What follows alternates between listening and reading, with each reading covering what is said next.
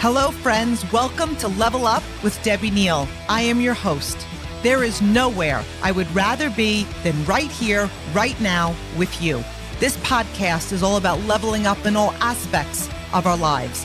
Thank you for being here. I am so grateful. I'm excited to be on this journey with you. Together, we are leveling up. You ready? This podcast is sponsored by Richard Eidelberg, CPA, PC. Richard has been my personal accountant for 5 years, and our relationship has grown into an incredible friendship. He now serves over 30 members in my business. His firm specializes in corporate tax, financial bookkeeping, and management advisory services for small and medium businesses. His expertise is helping his clients manage the intricacies of tax law and teaching small and medium-sized businesses how to navigate the tough landscape of tax. And I really have to add something personal in here. I recommend Richard to everyone I know. He has financially changed my life and helped me take the worry of the financial part. I earn the money and he teaches me and does everything for me possible. I cannot recommend this man enough. He will work with you to create an action plan in order to organize your business finances, which in turn affects you personally in so many amazing ways that you didn't even know. So you can email Richard at info@thecpausa.com, or you can call him directly at his office at 631-623-2400, and you can visit thecpausa.com to contact and learn more, and we will upload all of his information to the show notes below. Hello, my amazing Level Up family. Here's what I want to start off with. I want to start by asking you how you are liking if you are part of our Winnow texting community. Because in addition to what I've been sending you, I'm really looking for what you would like to receive. I want to evolve this platform together. So if you're part of our Winnow community, text me. You know how to get in touch with me and let me know. What are you loving what we're doing so far? What would you like added? Where would you like to see this go? And if you'd like to subscribe and join our texting community, you can text the word text to 631-894-9571. So right now we're really using it as an accountability. So I send you texts at least twice a week. One of them comes after the Monday episode, and it's kind of like a summary and a call to action, because a lot of times we could listen to something, but how are we now going to implement it, right? And then you guys respond to me. We've got dialogues going, and I truly love getting all of your texts. So, okay. Last week we spoke about influence. We spoke about what it is, why it's important, and 7 ways to grow it. Leadership and influence are one and the same. If you are passionate about leadership, if your goal is to level up your leadership, then your goal is to absolutely level up your level of influence. It's impossible to grow without it. This week, we're going to be talking about attitude. If you look up the definition of attitude, because I actually looked it up, it's a settled way of thinking about someone or something, typically reflected in one's behavior. The dictionary defines attitude as a manner, a disposition, a feeling, a position with regard to a person or thing. Simply put, it is the posture that you choose to look at life in general. So think about that last line. It's the way you choose to look at life. How do you look at life? How do you look at your business? How do you look at your goals? How do you look at this year? Your attitude is the way you approach life. It is reflected in your behavior. It's made up of your mental tone.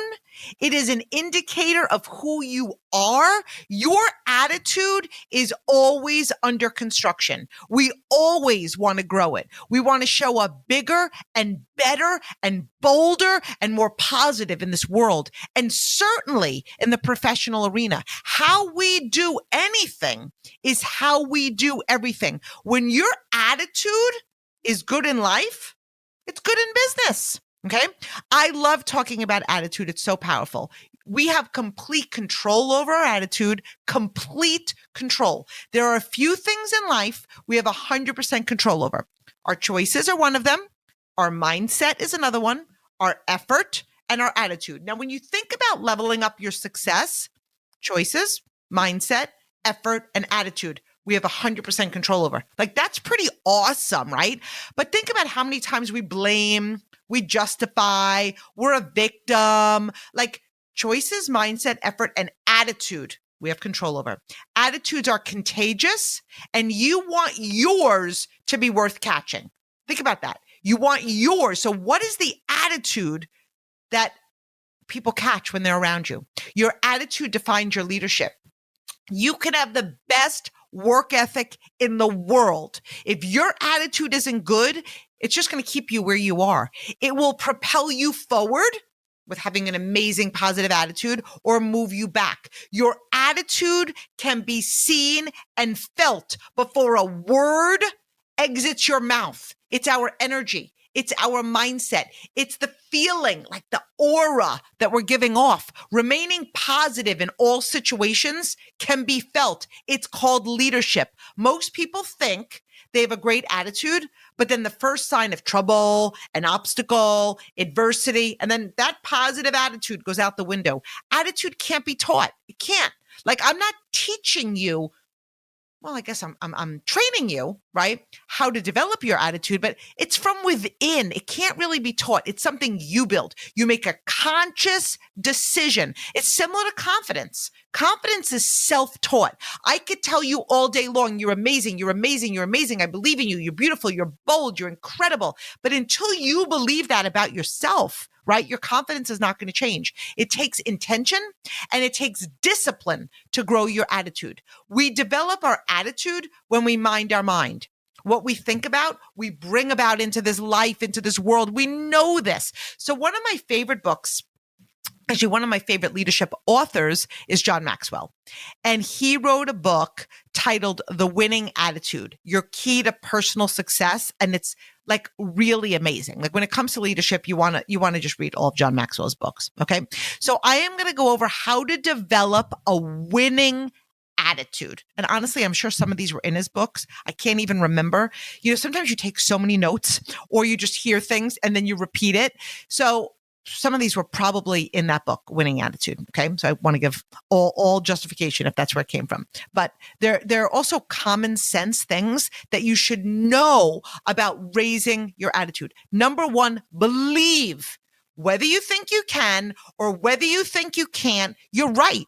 Whether you think you will or whether you think you won't, clearly you're right. I 1000% believe in you, but you must believe in you. Your attitude on your level of belief, it's everything. You can grow this every day. That's the goal. Build your belief.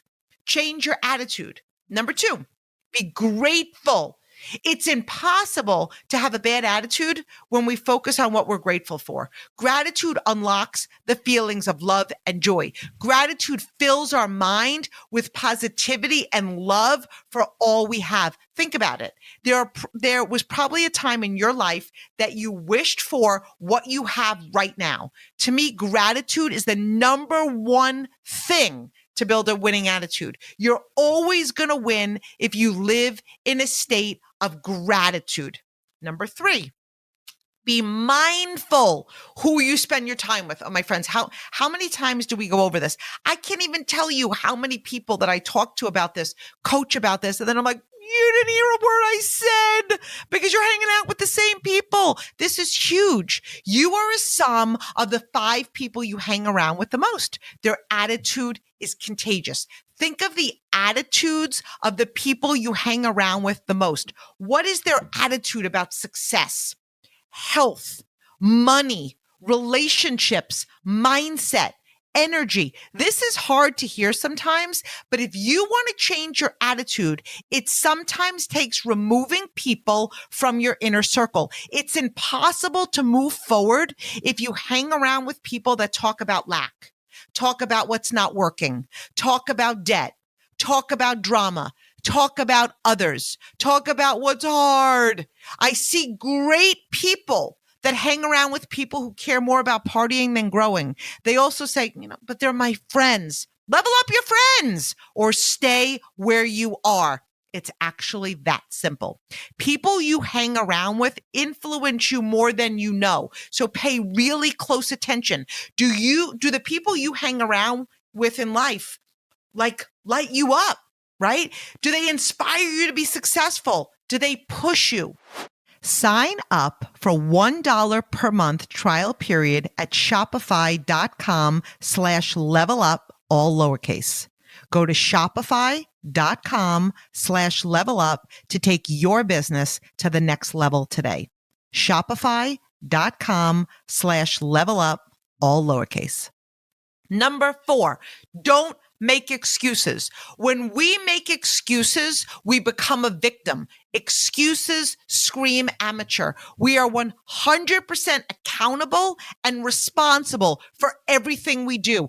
Our attitude changes when we accept it, when we own it. It's a game changer. Number 5, be your very best.